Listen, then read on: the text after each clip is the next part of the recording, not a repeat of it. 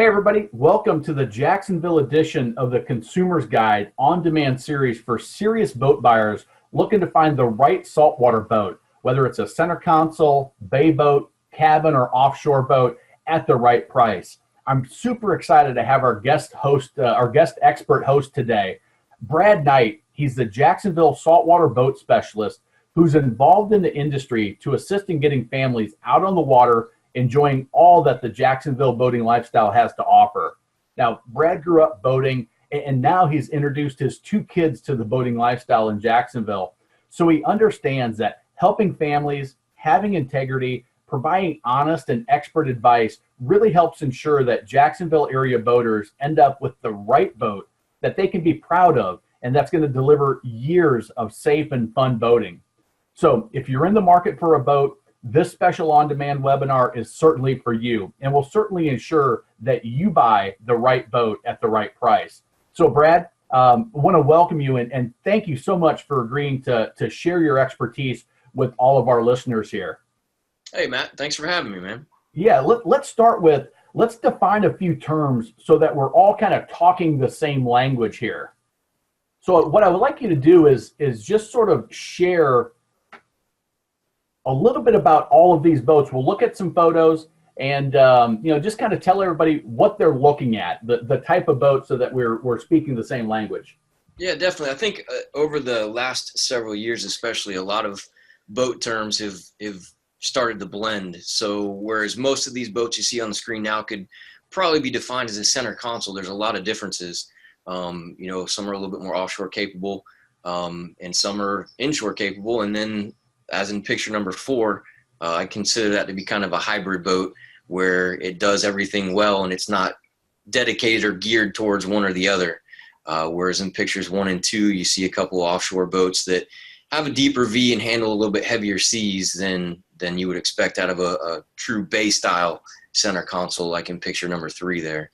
But, so the bay boat, the advantages, let's start with center consoles, the deep V center consoles. What are some of the advantages and what types of things in Jacksonville can you do with that style of boat? The great thing about our area is most of our water around here is pretty deep. So we don't deal with a ton of shallow water, which you can get into if you wanted to, but the center consoles really shine in the deeper water where you might experience bigger waves, heavier chop, big open expanses of water with a lot of wind that causes wind chop and wind swell. These boats are going to provide you a lot more comfortable ride, a lot drier ride than you might find without as much gunnel height or freeboard, depending on what term you like to use there, which is basically just the side height, the wall of the boat. Is how far it's going to come up on your leg. Correct. Yeah. How far it's come up leg, waist area, where you can see on a true bay style boat, like on picture number 3, which is more intended for inshore use. There's a lot less wall to the boat to protect you from all the elements and the bigger water that you might experience with a true center console. And then you go, like you said, number 4, the hybrid. That's going to be you can do almost everything, a lot more versatile, and maybe call it the SUV of that center console style.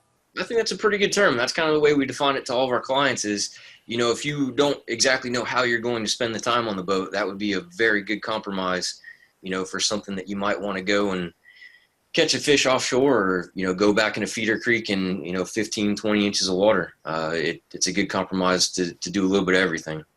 And these boats range in length and size from, what are we talking here?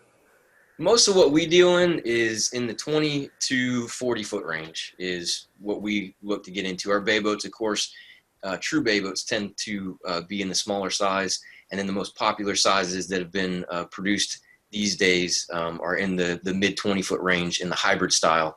And then the center consoles more popular in the mid 30 foot range, 30 to 35 feet, somewhere in there for a true center console boat. Okay. Can you give us a kind of a price range, an idea from, a 20 foot bay boat up to, that 40 foot? And I'm sure you're talking twins, triples, and even potentially quad engine setups. Yeah, definitely. The bay boats that we sell, that we represent, usually start around $40,000, which is very indicative of that picture number 3 there. Nice layout, can get most of your fishing done that you'd want to do in our area, and also a lot of cruising. And then we go into a pretty high-end luxury boat, being, a couple of brands that we carry that are going to get up into the, five, six, $700,000 mark. Quad engine, big horsepower, all that fun stuff. Yeah, I always say when I do these webinars around the country that you don't get into boating to save money, but you do want to get the most value for your money. So that's Right. you can spend as much as you want. Well, you used the word offshore, so let's take a look at these pictures, because you've got offshore, but that can also represent some subcategories in there as well. Talk about that a little bit. Yeah, and again, the way the industry is kind of shaping up is a lot of manufacturers are trying to redefine their product as far as, the guys that are coming out of the big 50-foot plus diesel boats are really looking to get into outboard power now, because it's so much more efficient than it used to be. So they can power a bigger array of boats than they used to be able to. So that's why that true hardcore center console boat with one or two engines on it has just become so many different things. So you can see that we still have center console boats and what I would consider an offshore capable boat. And that's number one. Yeah, and that manufacturer defines that boat a little bit more as a sport boat, because it is designed to cruise, to have all the creature comforts, and still be able to go offshore and take the pounding that gives you a lot of times. But they do add a lot of amenities to it. And then we can move into something a little bit more purpose-built, like number two, that is more of a cruising boat with a little bit of fishability built into it. And I would call that a dual console boat, is kind of the way that portion of the industry has broken itself out. Almost a glorified fishing ski, an old term that we used to use for a boat that might go around a lake and be able to catch some fish and still pull the kids behind on a tube. Right. So you can take that, you can go and pull up at the lake or the waterside restaurant, but you can also take it offshore and do fishing with your buddies. It does a little bit of both creature comforts, and yet there's some fishability there as well. Exactly. Yeah. It wants to, again, I hate to throw the term out so liberally, but SUV fits a lot of these boats quite well because they are designed to do more than one thing. Not that they're great at any one thing, but they don't pretend to be. So it's, Yep. Again, you can't have three boats to do one thing each. You can buy one boat to do everything well. Yep. And then number three. Yeah, this again, cabin boats, cabin cruisers, this encompasses kind of that lifestyle. And then again, with the fishability built into it, another industry term we might use is an express style cruiser. The old school express boats that you would take out fishing. This boat's fully capable of it, big enough fuel tank to run offshore for as long as you need to go. But again, the interior of these boats, it's as high end as, a 5-star hotel these days. So you get a lot of the fit and finish and the quality of a high-end boat that you can still, get some blood on the decks and, catch as many fish as you want, as far as you want to go. Have a lot of clients that use those kind of as an RV on the water. They'll go on weekend, head to the Bahamas or the Keys or something like that and spend a lot of time, actually physically on the boat overnight for several days at a time. So you've got a galley, sleeping area, sleeping quarters, a head for sure. And yet a head is not all that uncommon on the other styles these days as well, right? What kind of size do you need before you get to that type of amenity?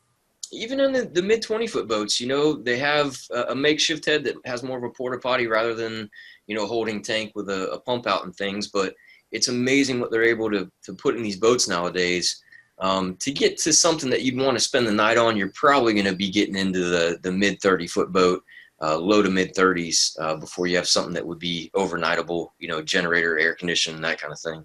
Okay, sure. So I like to set the stage with those terms, because as you're shopping at a boat show, as you're going from dealer to dealer or looking online, you're going to hear all these different terms, and it can easily get confusing, even for the experienced boater. They use a term a certain way, but it can actually define 3 or 4 different types of boats. So I appreciate that. Was a great setup. So let's get into the meat of it now. Like we said, find the right boat, which, we kind of talked about what each of those does at the right price. So why own a saltwater boat, one of these style boats in the Jacksonville area? Why is it that these boats are such a good fit in your boating area? I think it kind of goes back to what we were talking about earlier, that we have such a varied and diverse area that, some boats that are intended to be used in a certain environment, say a freshwater environment, might not be built to the standard of what a saltwater boat is, meaning the materials they use might not be as anti-corrosive. There's a lot of production quality that goes into a saltwater boat that may not be a thought put into a freshwater boat because it's not intended to be used in such a harsh environment. So, our river, the St. Johns River here, stays brackish almost all the way down to getting close to the center of the state. So even if you think you're in freshwater, depending on tidal conditions and weather, and if we've had rain or no rain, watershed, there's a lot of different factors that contribute to the salinity of the water. And it goes a lot into the quality of the boat being built for that environment. So you're talking about things like wiring harnesses versus direct terminals. What else would be the type of stainless, that type of thing? Yeah, a higher grade stainless. Just the fasteners that they use, fasteners that you may not even see that are hidden on the boat that maybe hold the hull and the deck together. If they're not a high enough grade stainless, they can actually start to rust into the other finishes on your boat. And then you never know if those fasteners fail until it's a catastrophic failure. So a lot of the times where the money is spent from these manufacturers are in the items you can't see that make it to a specific quality. Not that you'll notice it just walking on it or looking at it, but in the back of your head, you at least know that quality is there, that they've built these boats to a standard that's above and beyond what you might expect or what you ever expect or how you ever expect to use it. Yeah, kind of that you get what you pay for adage. I think in the boating world, regardless of the style, but especially in the saltwater environment is very, very true. Yeah, I think that's a very good adage because a lot of manufacturers can make it look pretty, but if it's going to stay together and look good 5 years from now is a completely different question. Yeah, we'll get into it more as we go through, but a boat can look great on the showroom floor or in the bright lights of a boat show, but what's it going to look like 2 years after a season or two of use and a few fish being gutted on the floor and the kids having their juice boxes and a few glasses of wine? What's it going to look like then? You're exactly right. Tell to me about the boating lifestyle down there. What are some reasons that you would just own a boat, and specifically these styles? But I mean, a lot of various water to participate in, a lot of great trips that you can take in the Jacksonville area. Yeah, it's pretty cool, the way Florida's set up, and we are the boating capital of the world for a reason, because most everything that's accessible by land we can get to by water. And again, especially in our area, we're not a landlocked river or landlocked lake or something like that. We have Old Florida a couple hours south of us from our location here in Jacksonville, where you can see any kind of wildlife, alligators, manatees, every kind of bird you ever thought of. And then you can head downtown and, hit any number of restaurants on the water. I think at last count, we're up to 28 or 30 restaurants that are accessible by waterway just in our small area, not even counting our surrounding areas in southern Georgia and St. Augustine. Jaguars games, we have a stadium right there that you can raft off to, 20, 30, 40 other boats and enjoy a tailgate experience and walk to the football game from the marina. We have some condos and apartments downtown that people can live in. I actually know a guy that commutes from downtown Jacksonville to another outlying area in Green Cove here on his boat to work. No kidding. That's great. Yeah. The other thing I'm really impressed with about the Jacksonville boating areas is all the easy excursions. But the other one is the air show. Those two things just really jump out at me that, man, if you're in Jacksonville, that's a reason to have a boat right there, is to check out the air show. And to run up to Jekyll Island or down to Bahamas, to the Keys, just the Savannah. I mean, just Hilton Head. The list goes on and on of cool places you can go. Definitely, yeah, and it's all accessible within a day or two, and a couple of these boats are capable of doing it in less than that. Yeah. So, well, let's get into some of the misconceptions that smart people have. People that are maybe moving up from their first, second, third boat, and they really know boating. But what type of misconceptions do people have when it comes to buying these types of boats? You know, I kind of like the way you phrased that question, because a lot of the clients that come to us have owned multiple products in the past. And I think that's a big reason, with the internet being out there and people able to do all the research they can do before they even step foot in a dealership nowadays, is they've come to appreciate a lot of the quality that goes into the manufacturers that we represent. And boating in general has come a long way, which is really reflected in the price of these boats nowadays, which is, tends to be a sticker shock to a lot of people that are just entering the market.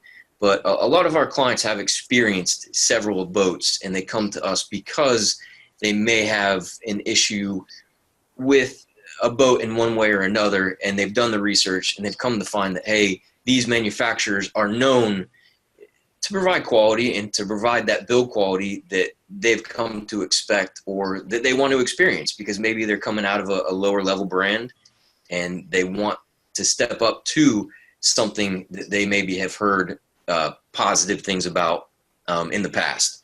So in my personal opinion and from my experience, I think the biggest misconception they have is the price trap. And Yep.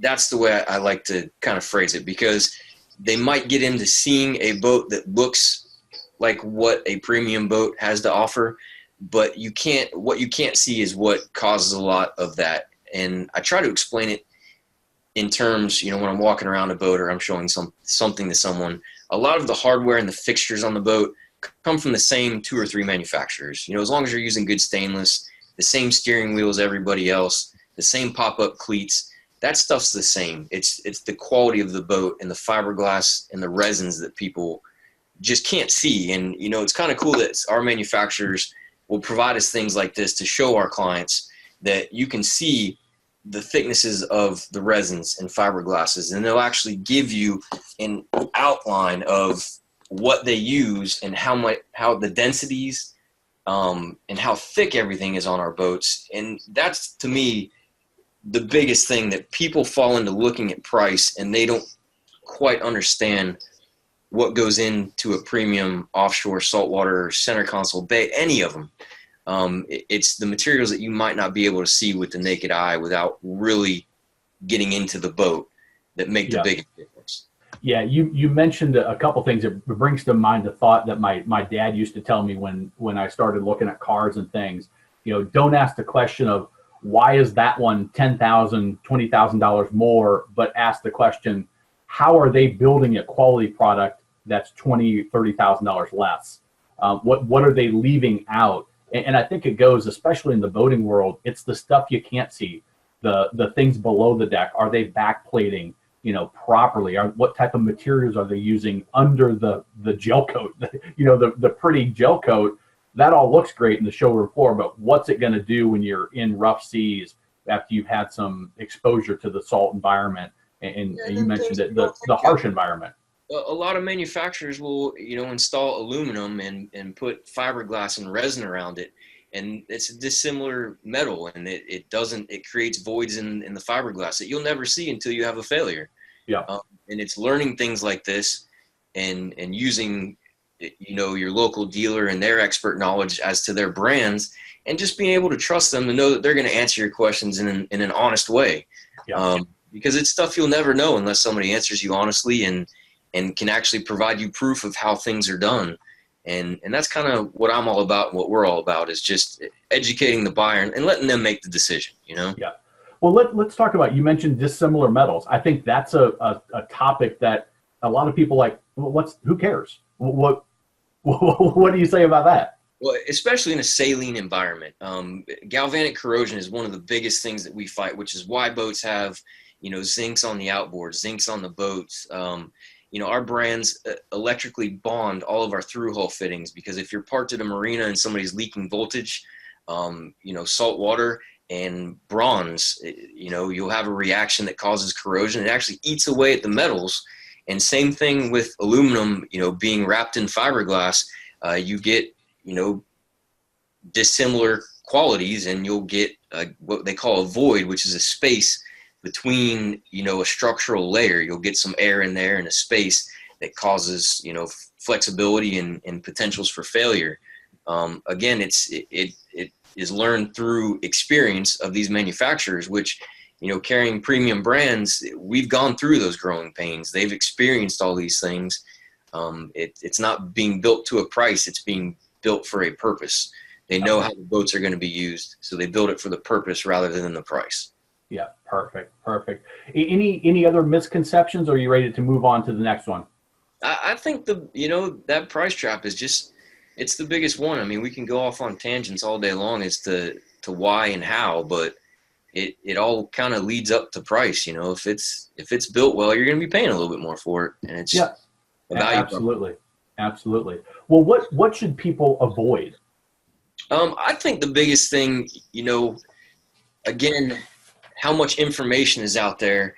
I think there's an equal, if not more, amount of misinformation, and it's kind of easy to hop on, different websites, forums, and get a lot of people's opinions. And I would just say take that with a grain of salt. Not that you should avoid it, but just because your buddy owns a boat doesn't make that the best boat on the planet just because he says so. Maybe get several people's opinions from outside your close circle. The forums are great because a lot of these people, even though it's their personal opinions, a lot of them, and you can tell the difference in the post between somebody that might have an opinion and somebody that might have an educated opinion. There's two different things. So, don't go along with the masses just because, your best buddy tells you, hey, this is the greatest thing on the planet. Maybe do a little bit more research than that.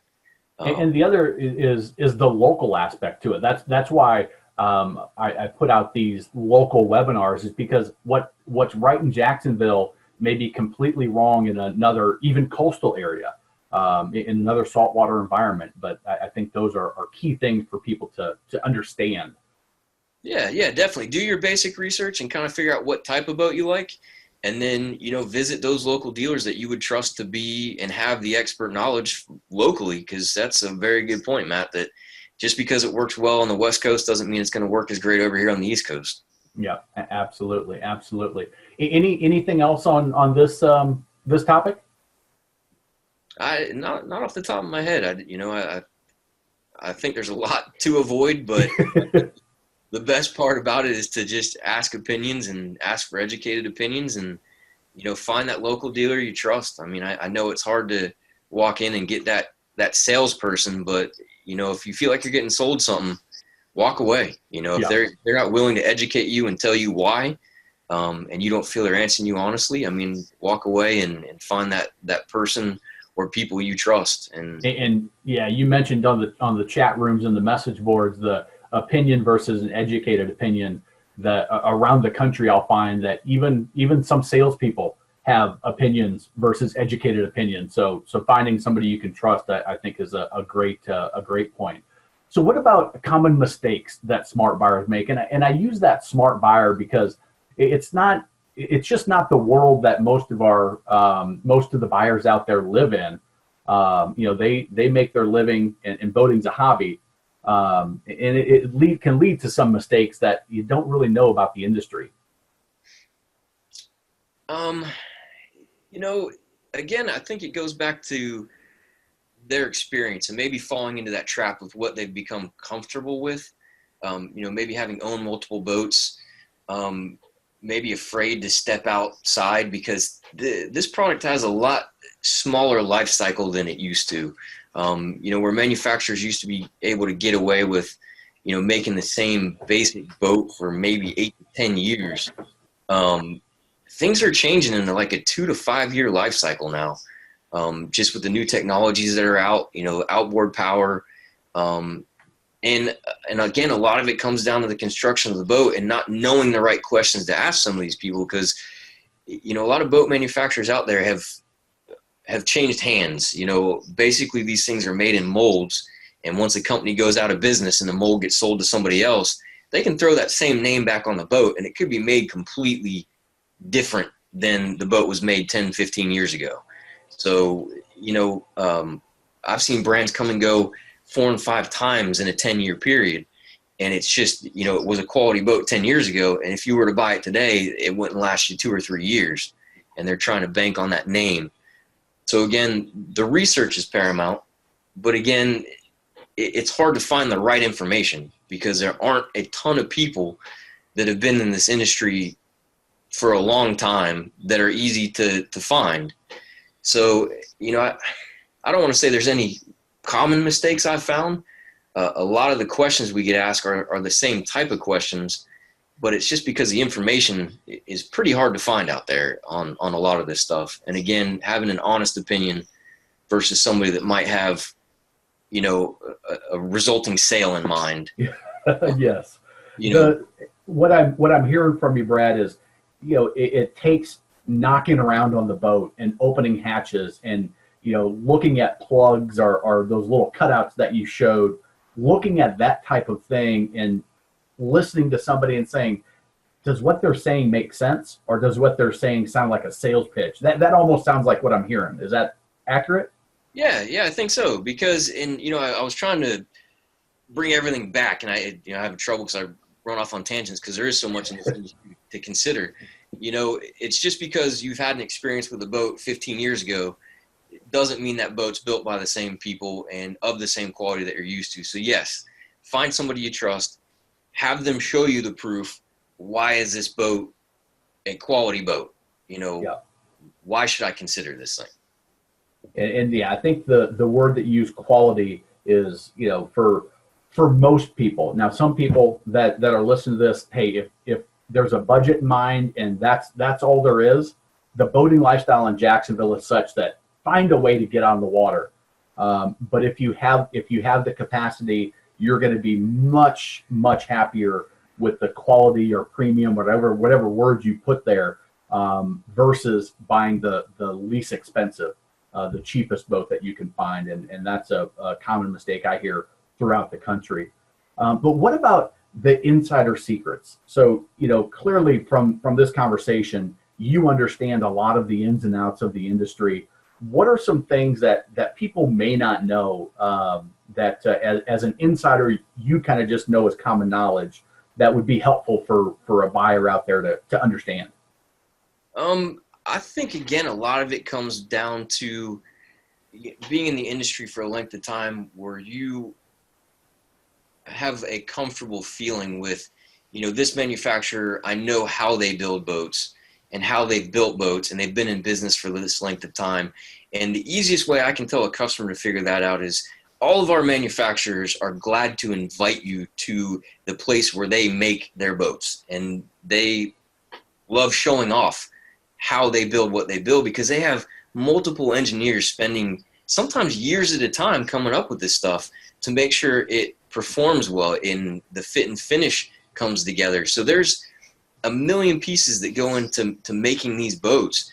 And if somebody isn't really open to inviting you into their house and showing you how they do things, it's kind of a red flag to me on a lot of this stuff. And we've, courted some manufacturers to try to represent their brands, and we have chose not to do so because they don't seem to be up to the quality or ilk of what we're used to and what we carry.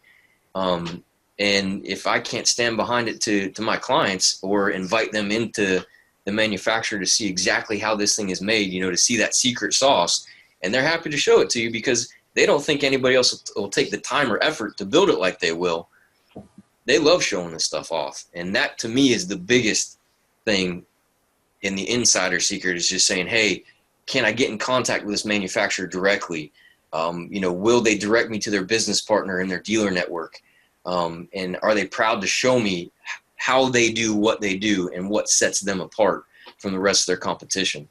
I think is the biggest key to finding the right product. There's a vast difference from manufacturer to manufacturer. When you walk inside, it's almost like you can instantly tell, are they a value building brand? Do they cut corners, or do they have their stuff together and they have a quality product that they're going to stand behind? You almost can smell it in the fiberglass builders. Smell it when you walk into the factory. Exactly. What about times of years to buy, the manufacturer incentives? Kind of what's the insider knowledge on that type of stuff? People get a lot of misconceptions about boat shows that, that is the time to buy. And I would definitely not turn anyone off from attending boat shows or telling them that's not the time to buy. But A lot of the incentives that we have and we offer at boat shows are usually offered in a period of time, a week or two leading up and at least a week or two after.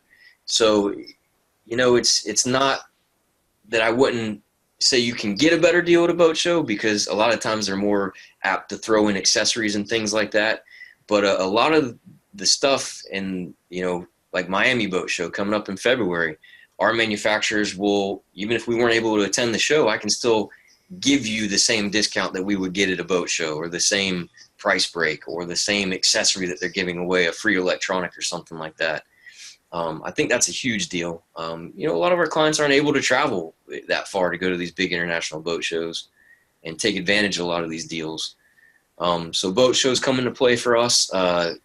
Manufacturers usually change their year models in the late summer, early fall time.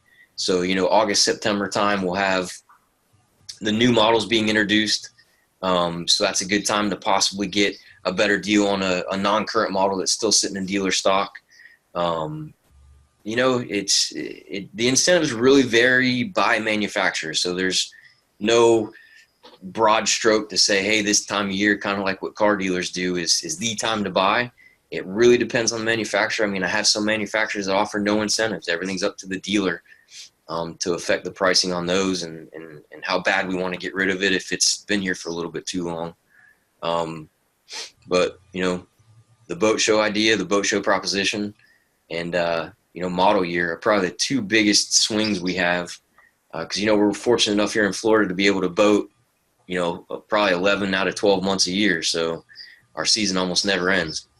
Right. And yeah, I think a thing for buyers out there to consider is there's the best time to buy based on price and discounts, but then there's also the getting what you want. So if you're somebody that says, hey, what's important to me is getting the lowest price on the best boat for me, then, boat show, end of season where the model years are changing. But what about the person that says, I want what I want. I want a quality boat. I want it decked out. I want the gel coat color I want. What if you're going to order a boat, what type of things should you have kind of in the back of your mind when it comes to that type of situation?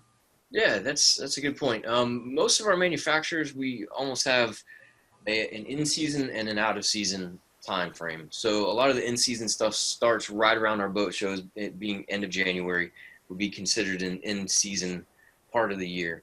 And you might be waiting a little bit longer for a boat on a custom order at that time of year because production is really cranking up for stock orders and things of that nature.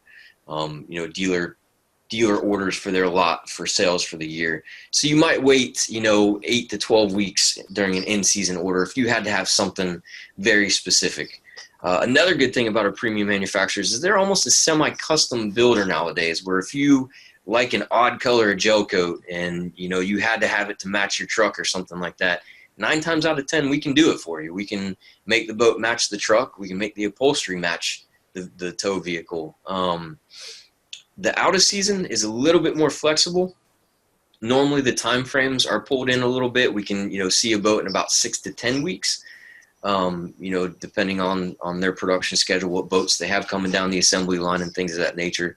And the pricing normally is about the same, and that's, I guess, the point I was trying to drive through with the boat shows and everything is year round, we're pretty similar on pricing. There's no 1 or 2 events that are going to cause us to fluctuate by huge amounts. Normally that's dictated by model year. And ordering a boat sometimes can save you money depending on the time of year. And sometimes it might cost a little bit more depending on production, materials, and a bunch of different factors. But normally there's 2 times a year, in season and out of season. And usually it's dictated by boat show season starting in January and then summer kind of ending going into the fall season when they change the model year. Is usually a pretty good time to custom order a boat. Yeah, and I think the key that you said was 8 to 12 weeks. Was that the time frame? Yes, sir. Yeah, that you're talking potentially 3 months out. So being proactive, if that's what's important to you, is going to allow you to start the boating season when you want to start versus everybody out in the water and you're still waiting for yours to come in. I think that's something that people get caught with. Now, what about, okay, so you've done your research, you've zeroed in on the type of boat, you have found somebody that you trust, you know you want, quality, and you know what time of year you're going to buy. You're face to face with a salesperson. What type of questions should you ask to make sure they're the right dealer for you, that they're going to support you, that it's the right boat, all of that stuff? You know, I think everything we've been talking about would raise a lot of good questions to me for customers. And I think the biggest thing for me is once you find, I think it's easy enough to find the type of boat that you are going to use, and just ask the question to that professional, hey, this is how I see myself using this boat. What boats do you carry that would suit this need? And then once you've kind of narrowed that down to a couple of different choices, is start to have those conversations on quality. And if they start pointing you towards the bells and whistles right away, hey, look at this fancy stereo, and we got a mister system, and the pretty things on the boat, really drill them down to, do you know what kind of fiberglass is used in this boat? Do you know what types of resin? And again, this kind of research you can find, it's just kind of hard to ask the right question. So, the different types of fiberglass, why are those important? From chopped strand, which they blow in with the gun, that they use to hide, some print through on some of the more robust fiberglasses, which is made in basically a mat, a flat material that looks like a blanket, provides a lot more strength and rigidity. They have different angles of fiberglasses that go in different areas of boats. So really ask those construction questions. Again, if you're going to be using it in those situations and scenarios where that might be important to you, offshore, especially in bigger waves and rough sea conditions, I think that becomes pretty important. So again, drilling that person down to the core of the boat, rather than focusing on the pretty things that everybody can kind of see. And it's impressive. Don't get me wrong. I walk on a couple of these boats, and you kind of ask how they can put so much content in the boat for the money they're asking for them. And I think that's why those questions pop to my mind is, where did you save the money to put all this pretty stuff on it in order to keep this price point where that boat is at right now? Because the details in the materials, in the boats we sell and the boats we represent. Yeah, shiny objects are easy to get distracted by, and I think that's why some people use that. That's their model of building versus, hey, let's build the quality first, and you can put however many shiny objects you want on it. I mean, you can essentially. I assume that's the case for the style of boats you guys offer. 90% of the time, most of the stuff that makes a boat physically or aesthetically attractive can be added after the sale. So yeah, you're completely right. And I realize that I'm not that creative of a person to know, hey, this is the end result I'm looking for, and this is where I'm starting. So how do I get here to here?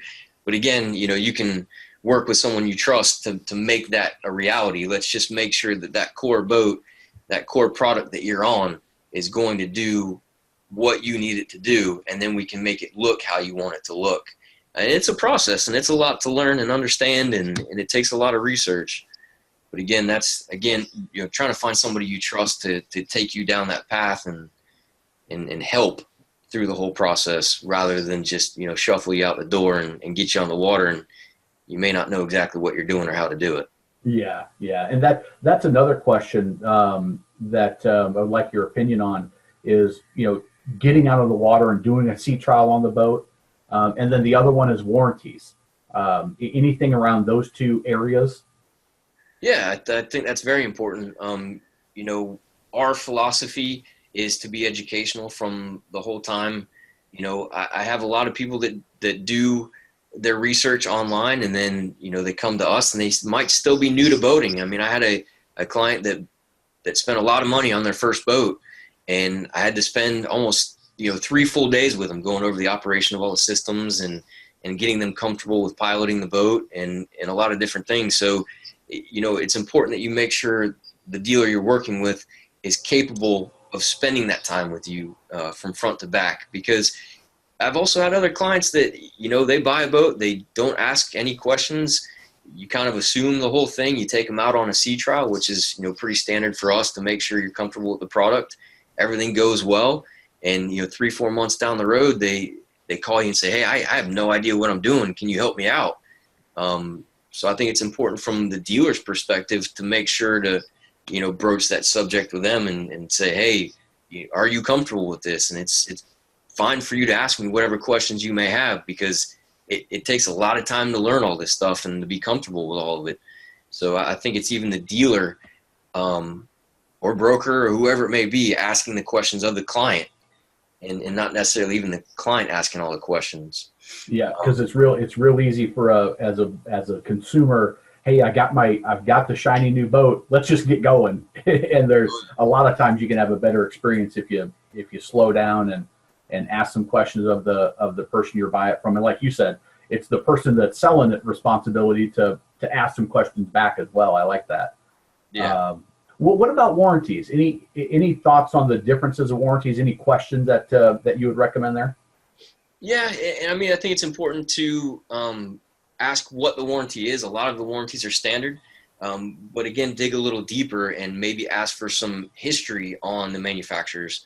Again, a lot of the brands we represent are happy to tell you what their warranty claim rate is per boat. And most of our manufacturers, for every boat they sell, their warranty claim rate is below $2 per boat. One boat might be more and one boat might not be anything. But again, if the manufacturers are proud and building to a quality, then they're happy to give you that information. It's not always the duration of the warranty. It's if you're going to run into these issues. There's no perfect boat out there. And I think people that have been in the industry long enough understand that. Again, I've had clients come into the industry from other industries, RVing. Had a guy recently that enjoyed off-road Jeep events and came to us and wanted to get into boating. And after a couple of months, his frustration was pretty obvious with I don't want to say me or the industry. It was, I didn't preface him well enough on, this isn't a Jeep, there's a lot more moving parts to this thing. So again, it was a learning experience for me. I just, need to inform people better of, hey, there's no perfect boat out there. We're going to have little issues regardless of the quality, regardless of what you pay. It's a matter of how it's approached from the manufacturer to your dealer and delivered to the customer, I think is very important, because just because they say something is warranted doesn't mean it's going to be a seamless process from dropping the boat off and having your warranty concern taken care of, I think is the biggest deal. Asking how that warranty procedure is handled from front to back.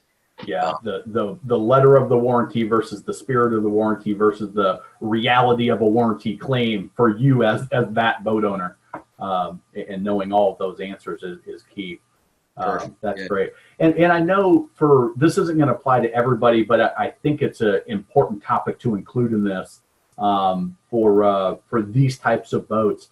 Any keys for financing or any little pieces that, is it like auto financing? What can you share about the financing piece of it?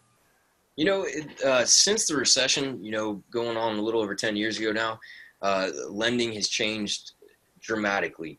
Money was free and easy for so long. People got kind of lulled into taking out loans on everything. So with this being a recreational product, I don't want to say it's difficult, but it's not like financing a vehicle. A truck or a car.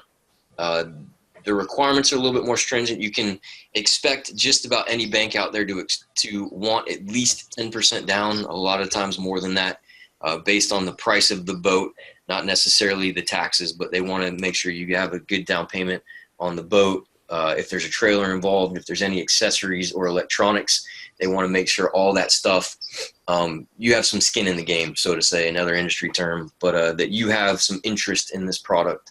Because they did have a lot of, products returned to banks, 10, 11 years ago that people just stopped paying on. So, expect to have a decent down payment. Expect the process to be, I don't want to say slow compared to an automobile, but it might take you a little bit more time to find the right loan product for you and the right bank to fit your needs.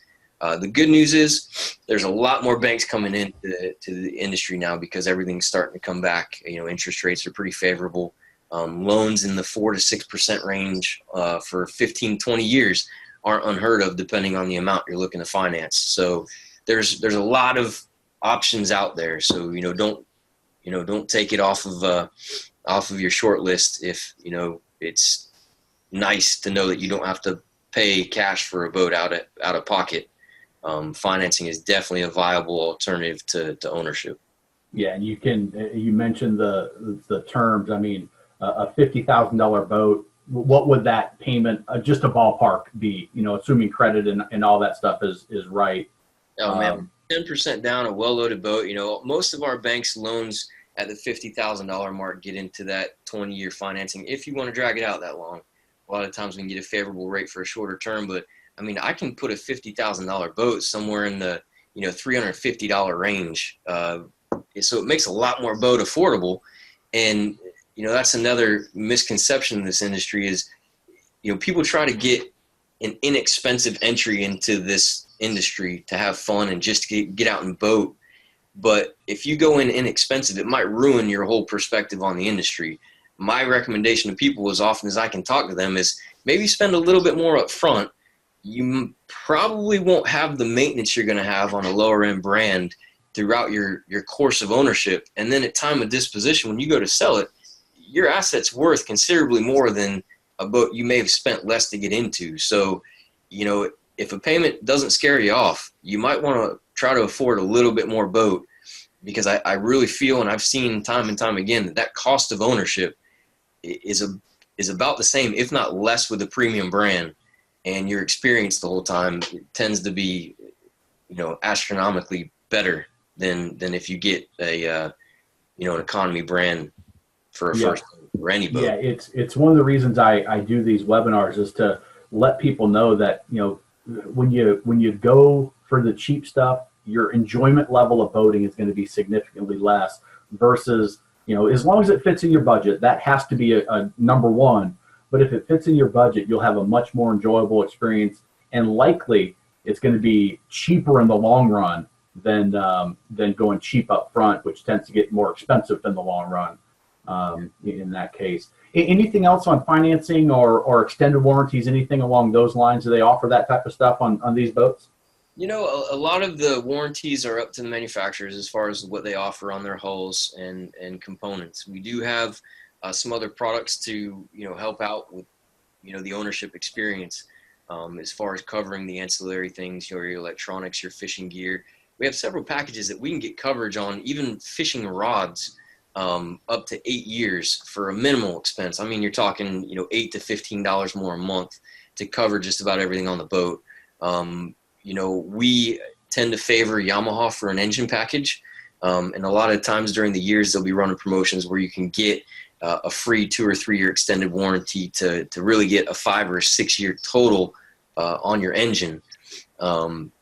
So that's kind of nice out of the gate. There is some other products where we can extend that to 7 or 8 years as well. But all in all, this industry's come a long way in the last 15 to 20 years as far as offering an ownership experience that rivals that of alternative forms of recreation. Just to keep the stress off of ownership. All you got to do is worry about maintenance, putting fuel in it, and going out and having fun. Yeah, and even the maintenance piece, they've come a long way with the 4-stroke engines. You mentioned fuel efficiency, but the ease of maintenance and the ease of ownership is on the quality boats has come a long way for sure. Well, hey Brad, I appreciate you sharing all of this information with the listeners out there. That like you said, sometimes it's hard to find that stuff that you need to, and I appreciate you sharing your insights. I'll give you a quick chance to talk about the dealership that you're at, the type of the type of people that you tend to work with, and just a little bit about your dealership if you'd like. Yeah, I appreciate the opportunity. We usually deal with more experienced boaters. Not that we don't get people just off the street that want to learn about it, and I think that's where we've taken our dealership is to be an educational resource. I mean, it's not uncommon for us to have, people ask us about other brands or other things we might be able to do for them. But if you have any questions or need to get a hold of me, you can reach me by phone. I'm happy to share my cell phone number with you. I mean, I have people call me on weekends all the time that, maybe feel they're stuck or stranded and need a little help with things. But you can reach me at our email address here at brad@ymcjax.com. Our dealership website is yamahamarinejax.com. But again, we have a varied base for customer. Mostly having owned 2 or 3 boats in the past. A lot of working professionals in our area. Finance industry is big around here, so we get a lot of those guys that really like to take their offshore fishing to the next level, and I really enjoy working with those clients. And I think all in all, just a lot of people that appreciate a quality product. They like the finer things in life. So we enjoy working with everybody from every walk of life, and it's fun to be able to share what we do, because it is a lot of fun. Yeah, it's and you guys, like we talked about at the beginning, you guys have some amazing opportunities that you really should be. If you're in Jacksonville, I think it's ridiculous if you don't have a boat of some type, and it's I'm a little jealous. But so I appreciate you being open. I'm going to give you a chance to talk about your brands real quick. What types, what brands do you carry?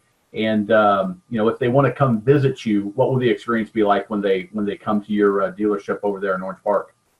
Yeah, we a little bit more unconventional. We share a dealership with a couple other I don't want to say other dealerships. We have a BMW motorcycle, Ducati motorcycle dealership.